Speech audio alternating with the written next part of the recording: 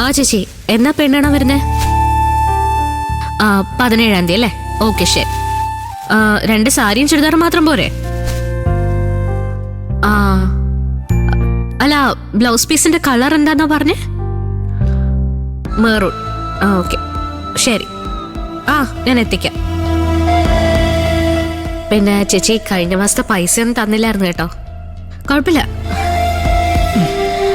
ഞാൻ ഓർമ്മിപ്പിച്ചെന്നേ ഉള്ളൂ. എല്ലാം കൂടി കുറച്ച് പൈസ ഉണ്ട്. ഇല്ല ചേച്ചി, ഞാൻ ചോദിച്ചെന്നേ ഉള്ളൂ. ശരി ശരി. ചേച്ചി ശരി. എന്താ ചേട്ടേ? ഈ സാരിക്കൊക്കെ എന്ത് വില വരും? എന്താ, വാങ്ങിക്കാനാണോ അതോ ആർക്കെങ്കിലും കൊടുക്കാനാണോ? അല്ല, ചിറ്റയ്ക്കാണെങ്കിൽ ഞാൻ ഡിസ്കൗണ്ട് തരാം കേട്ടോ. വേണോ?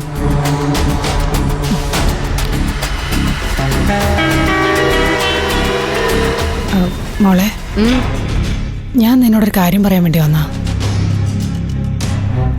നമ്മുടെ കല്യാണിക്ക് എന്തെങ്കിലും പ്രശ്നം വന്നാ നീ കൂടെ നിൽക്കില്ലേ? എന്താ ചിറ്റേ, കല്യാണിക്ക് എന്ത് പറ്റി? ഇപ്പൊ ഒന്നും പറ്റിയിട്ടില്ല.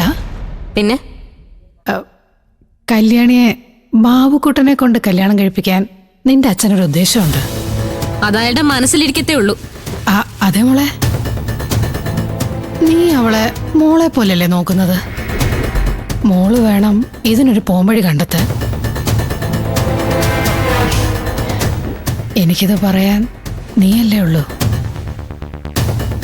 ഞാൻ നിന്നോടൊരു കാര്യം ചോദിച്ചോട്ടെ? പറയിട്ടെ.